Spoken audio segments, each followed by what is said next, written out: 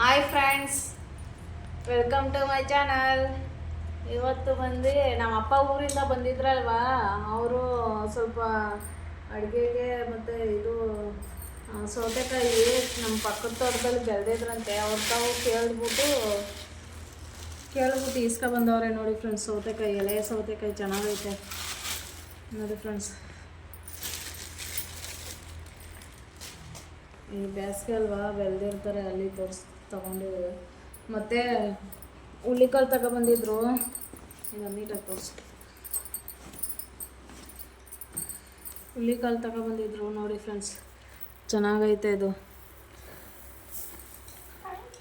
ಹುಳ್ಳಿಕಾಳು.